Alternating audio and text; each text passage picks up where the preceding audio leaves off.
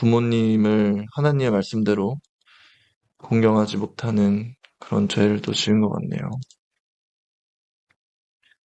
잘못했습니다. 또 실로암에서 망대가 무너져 치어 죽은 18사람이 예루살렘에 사는 다른 모든 사람들보다 죄가 더 많다고 생각하느냐? 아니다. 내가 너에게 말하지만 너희도 회개하지 않으면 다 그와 같이 망할 것이다. 예수님은 비유를 들어 다시 말씀하셨다. 어떤 사람이 자기 포도원에 무화과 나무를 심어두고 열매가 열렸나 하고 가보았으나 아무것도 없었다. 그래서 그가 포도원을 지키는 사람에게 내가 이 무화과 나무에서 열매를 얻으려고 3년째 왔으나 얻은 것이 아무것도 없다. 너는 이 무화과 나무를 잘라버려라. 왜 땅만 못 쓰게 하느냐? 하자 그 사람이 이렇게 대답하였다. 주인님, 금년에도 한 해만 더 그냥 두십시오. 제가 둘레를 파고 거름을 주겠습니다.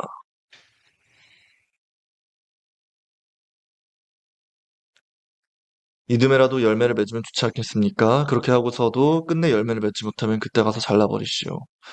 어느 안식일에 예수님이 한 회당에서 가르치고 계셨다.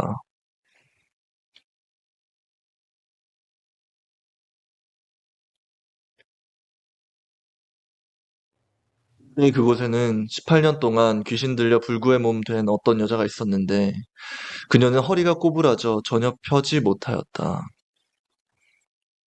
와, 이 이야기가 저는 저한테 하나님이 말씀하시는 것 같아요. 예수님이 항상 비유를 통해서 이제 설명을 해주시잖아요. 그럼 비유해 주신 걸 듣고 있으면은 아, 이게 저에 대해서 말씀을 하시는구나라는 생각이 들어요. 그러니까 여기서 포도원에 무화과 나무를 심었는데 3년째 아무런 열매가 안 맺혔잖아요. 그때 이제 그 주인이 그러면은 그냥 이 무화과 나무를 잘라버려라 했는데 한 해만 더, 한 번만 더 기회를 달라고. 한 해만 더 그냥 두면은 그때 열매를 맺으면은 계속 두고 끝내 열매를 맺지 못하면 그때 가서 잘라버리라고 하시는데 하나님이 항상 이 세상을 보실 때 그런 생각이 아니실까라는 생각을 해요. 하나님도 이제 천지창조를 하시고 인간들이 계속해서 죄를 짓고 뭐 홍수도 내시고 뭐 이러시다가 예수님을 보내셔가지고 저희에게 어떻게 보면은 주인님 한 해만 더 그냥 두십시오. 제가 둘레를 파고 걸음을 주겠습니다.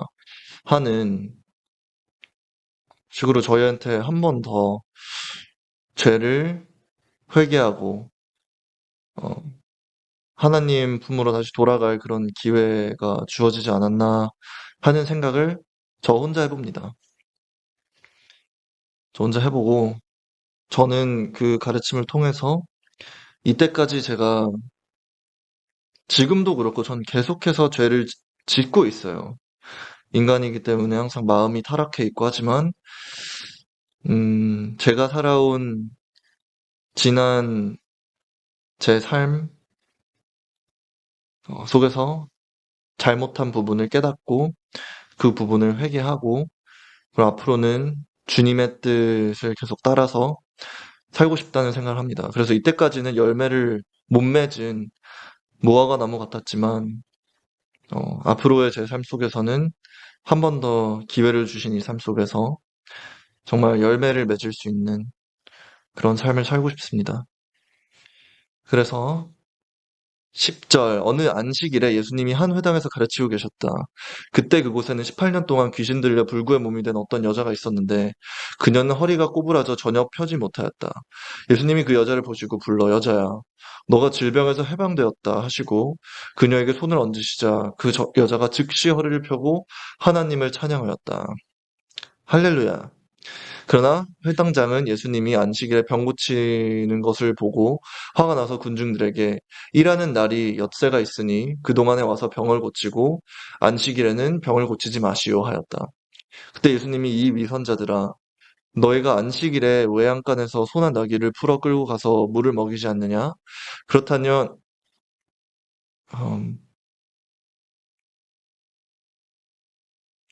그렇다면 18년 동안 사탄에게 매여 있던 이 아브라함의 딸을 안식일에라도 매인 것을 풀어줘야 하지 않겠느냐 하고 말씀하시자. 이거는 무슨 말씀이냐면요. 하나님의 나라는 결국에 모두에게 동등하게 주어지는 거기 때문에 뭐 어렸을 때부터 하나님의 말씀을 계속해서 따라온 사람이 있고 혹은 정말 막 30세, 40세, 막 50세, 60세 이렇게 뭐 70세, 80세 돼서 하나님의 말씀을 깨닫고 그때 정말 참된 회개를 하고 하나님을 따르시는 분들도 있을 거잖아요. 근데 그 모든 분들에게 언제 하나님한테 회개했는지 상관없이 결국에 하나님을 따르기만 하면 천국이 주어진다. 하늘나라에서 보상이 주어진다. 라고 하시는 것 같이 저는 들려져요. 그리고 그렇게 믿고 싶어요. 제가 워낙 죄인이라서 제 지난 삶에서 하나님의 말씀 안 듣고 그냥 제가 원하는 대로 살아왔지만 앞으로라도 정말 회개를 통해서 하나님 말씀대로 의롭게 살면 하나님이 말씀하시는 그런 보상이 있지 않을까라는 생각을 합니다. 근데 저는 그 보상이 이 세상에서 물질적인 보상이라고는 생각 안 하고요. 정말 저희가 이해할 수 없는 그런 방식의 보상이라고 생각을 합니다. 바로 그때 몇몇 바리새파 사람들이 예수님께 와서 누구든지 내게 오는 자가 자기 부모와 아내와 자녀와 형제 자매 심지어 자기 생명보다 나를 더 사랑하지 않으면 내 제자가 될 수 없다. 항상 말씀하시는 것 같아요. 세상 것에 대한 욕심을 내려놔야 된다. 이게 어떻게 보면은 저희 한국 이런 정서상에 굉장히 욕먹을 일이잖아요. 여러분. 근데 하나님께서는 음, 참 저는 이런 하나님이 너무 좋아요. 그리고 자기 십자가를 지고 나를 따르지 않는 사람도 내 제자가 될 수 없다. 왜냐하면 항상 그러니까 최소한 저한텐 그래요. 제 주변에 있는 지인들이나 가족들 보다 음, 훨씬 더 안 좋은 환경에서 힘들어하시는 분들이 많기 때문에 항상 가족이 먼저가 되고 지인들이 먼저가 되면 이 세상에 있는 아픔받는 분들에게 도움이 될 수 없다? 도움드리기가 더욱더 힘들어진다 이런 생각이 드는 것 같아요. 그리고 마지막으로 제 생명에 대한 욕심이 너무 많으면